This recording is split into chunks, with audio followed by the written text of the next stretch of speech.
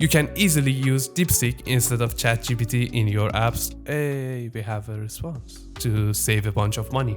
In just a few weeks, DeepSeek has taken off. It's cheaper, open source, and growing super fast. But I know there are some security concerns too. So today we'll go over everything. The good, the bad, and how to benefit from this breakthrough the most. So let's get started.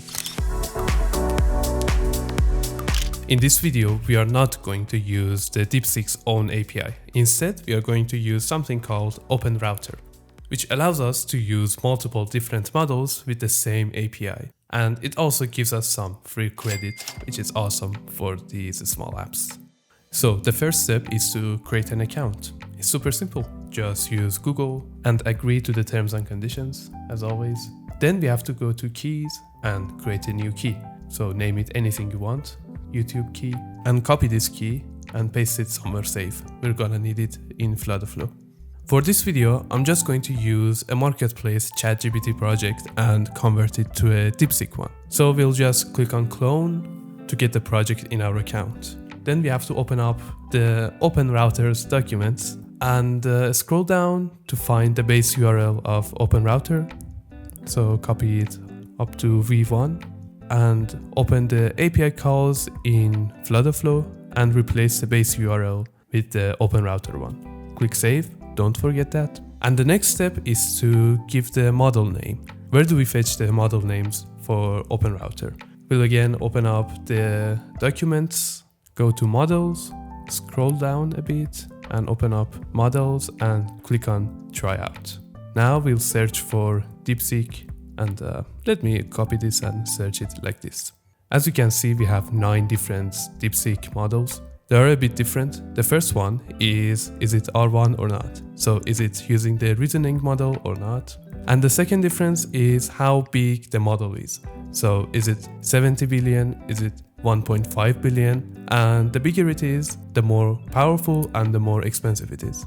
So for now, we'll just use the 32 billion version. So copy the model name and paste it over here. Click save. Now we need to put our API key. So copy the API key we just generated at the beginning of the video and paste it into the default value. And to test the API call quickly, we'll just switch to response and test. And we need to put our prompt like this. So we'll just put hello man and click test API call. And it doesn't work. We'll need to put these thingies, I don't know what are they called, and click on test API call. As you can see, we have a response from DeepSeek and the content is like, hello, how can I assist you? So it's working perfectly.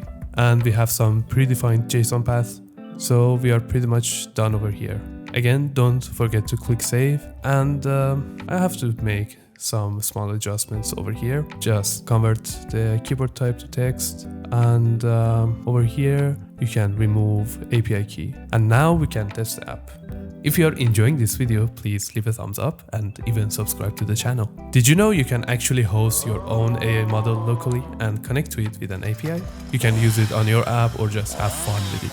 I'm thinking about creating a step-by-step video on this, but I wanna first hear from you. So check out the poll in our community and let me know if you're interested or not. And if you want more exclusive videos and wanna support the channel, consider joining the community too. So I hope I see you all over there. Hello, DeepSeek. Hi. Oh, nice.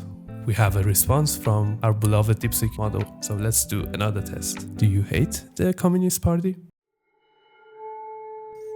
Oh, it's taking so long to give us a response.